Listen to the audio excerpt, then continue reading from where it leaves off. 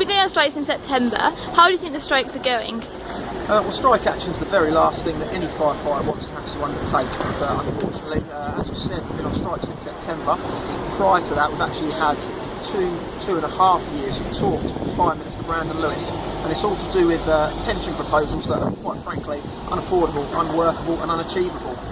And what the pension proposals would see is that 2/3 of firefighters, when they reach the end of their career, because of the increased pension age that the Fire Minister wants to impose, would mean that 2/3 of them would be unable to achieve the fitness levels required for a frontline firefighter between 55 and 60, and therefore would be put at risk of being fired under capability with no pension or no job.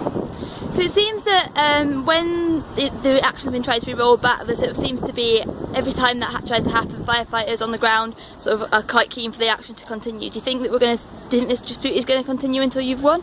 Well, we'd much prefer that the Fire Minister saw common sense today and put forward proposals that are based on the evidence that his own government's found, and that is put those proposals to firefighters, and that would hopefully be something that could settle this dispute.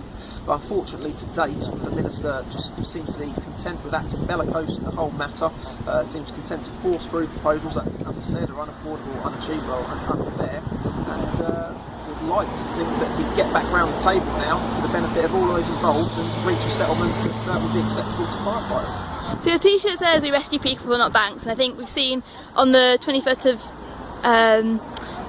June demonstration, we saw lots of firefighters on there, and I think there's been a lots of firefighters have been taking part in other activity around anti-austerity, I think trying to link up with the strikes that have happened elsewhere in the public sector. Do you want to just say a little bit about that? Because I know you've supported, when I've been on strike, you've been there sort of supporting the strike rallies in HE, and I think that's been something that's really significant. Yeah, of course. I mean, obviously today's action, which we're out here on strike today, is about firefighters' pensions. But of course, as you've mentioned, the whole ethos of the trade union movement is about fair terms and conditions for all working people. And it's not only firefighters who have been affected by the austerity agenda of this government. Of course, teachers, nurses, doctors, police, everybody, every working class person has been affected by the austerity policies that have been implemented by the condemned government. And unfortunately, the only people who are going to be standing up for workers' rights are going to be trade unions and working people standing up for themselves. Because at the end of the day, it wasn't working people who created this economic mess. It was, as our t-shirt says, it was actually bankers. So with that in mind, why should working people have to pay for it? Right. And I know over there you've got a sign about supporting Ashley Brown. Do you want to just say a bit about that campaign? So, Ashley Brown's a firefighter from Hertfordshire who's spent the best part of 3 decades bravely serving his community.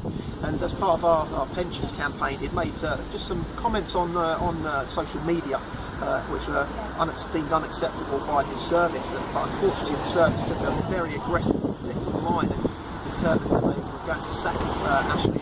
He's currently fighting a campaign to get reinstated, and I think on the basis that we would like to appeal to local politicians and local councillors within that fire authority to reinstate Ashley, because we think that's appropriate, and we think the sanction which he received for the behaviour that occurred is quite over the top, and we'd like them to reconsider that and reinstate him.